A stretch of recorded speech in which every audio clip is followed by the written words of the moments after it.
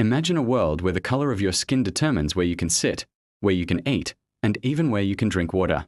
This wasn't a distant past. This was the reality for millions of African Americans for a century after the end of slavery. This is the story of the American Civil Rights Movement, a powerful struggle for freedom and equality that reshaped a nation. How did a deeply divided country begin to heal?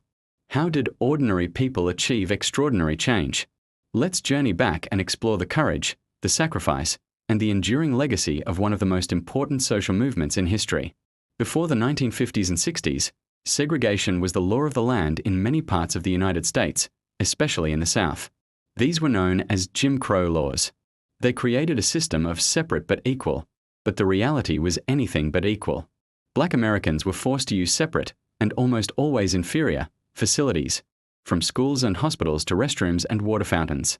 They faced constant discrimination in housing, employment, and the justice system. The right to vote, a fundamental pillar of democracy, was systematically denied through poll taxes, literacy tests, and outright intimidation. This was a society built on a foundation of racial hierarchy, a daily reminder of second-class citizenship. But simmering beneath this oppressive system was a deep yearning for justice, and the stage was set for a revolution of conscience. The spark that would ignite a nationwide movement was struck on a chilly evening, December 1st, 1955, in Montgomery, Alabama. A 42-year-old seamstress named Rosa Parks, tired after a long day's work, refused to give up a seat on a bus to a white passenger. Her arrest was not just a spontaneous act of defiance. She was a seasoned activist with the NAACP. Her courage became the catalyst. Local black leaders, including a young and charismatic preacher named Martin Luther King Jr., organized a citywide bus boycott. For 381 days, over a year, the African American community of Montgomery walked, carpooled, and organized their own transportation systems, refusing to ride the segregated buses.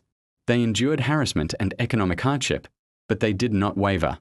Their unified, nonviolent protest put immense economic pressure on the city, and in November 1956, the Supreme Court ruled that segregation on public buses was unconstitutional.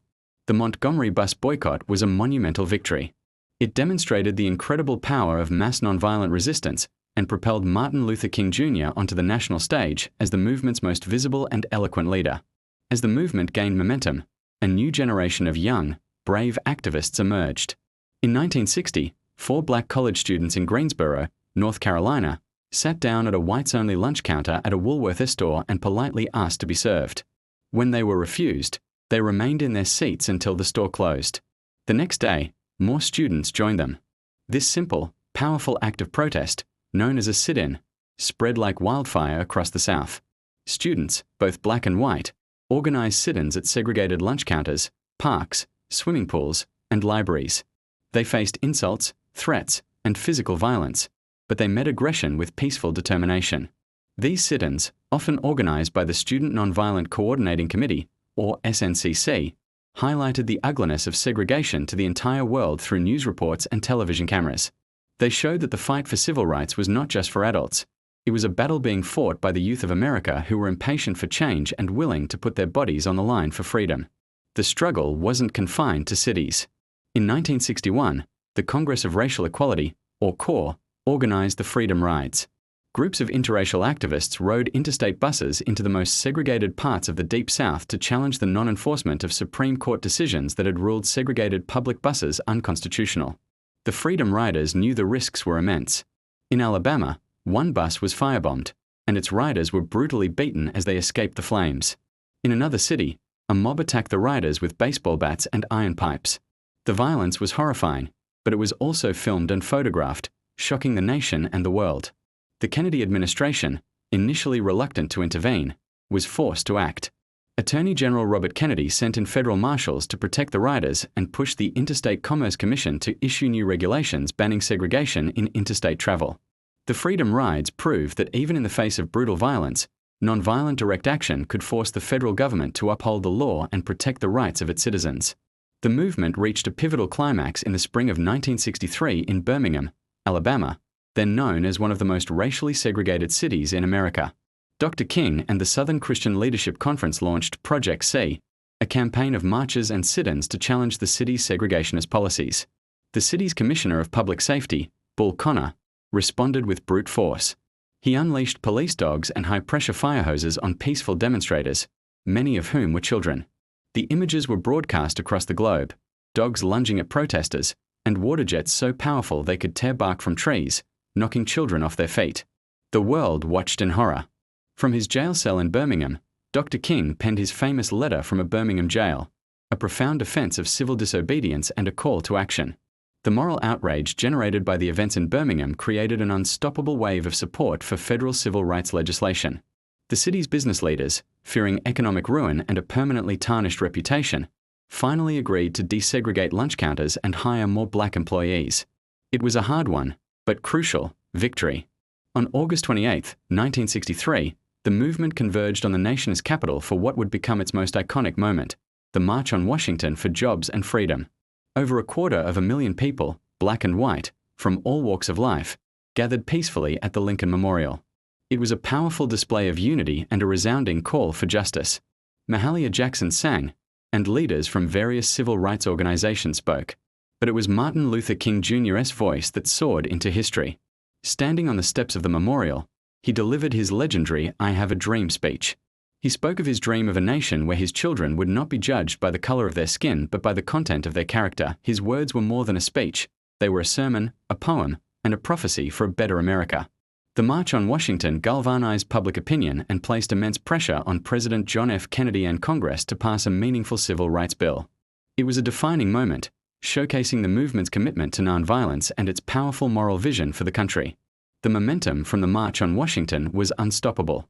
After President Kennedy's assassination in November 1963, his successor, Lyndon B. Johnson, made passing the Civil Rights Bill his top priority, honoring Kennedy's legacy. He used his formidable political skills to push the bill through Congress, overcoming a lengthy filibuster by Southern senators.